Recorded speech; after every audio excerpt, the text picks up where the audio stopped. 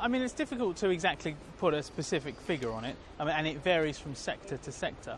But for example, in the fashion sector, we estimate that certainly last autumn, during the Indian summer, the fashion sector was affected to the tune of 700 to 800 million pounds over that period in lost sales.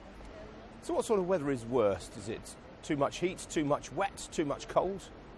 What's generally bad for retailers is weathers that they don't predict, or weather that is usually atypical for that season. So for example, if it's much warmer than they expect, that will generally be bad for fashion retailers. Likewise, if it's a lot cooler, for example, in the spring, summer, then that's bad for retailers too. So it very much depends on what time of year it is.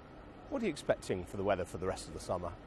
We're generally expecting it to be above average, and we're expecting it to be dry as well. So that's going to be really good for a number of different sectors. You know, we think it's going to be good for things like summer wear. We think it's going to be good for swimwear. We think it's going to be good for the UK tourist industry. Many people will be looking to have staycations, so good for coastal resorts. Good for the high street as well. People less likely to go to shopping centres. If the weather's warm, they'll be out and about. So a whole host of industries will benefit. Theme parks and outdoor tourist attractions, they'll do very well too. So there's a number of different sectors that will benefit from a good summer, a good dry summer.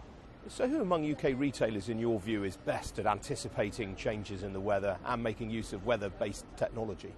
I think the one really good retailer that stands out is John Lewis. Why? Because it has a very strong multi-channel offering online, on mobile, on tablet. So for example, during extreme weather, when there's a lot of snow on the ground, people will stay at home and they'll order online instead of going into the shops. So retailers with a very, very strong multi-channel offering, those are the ones that tend to fare better with the weather.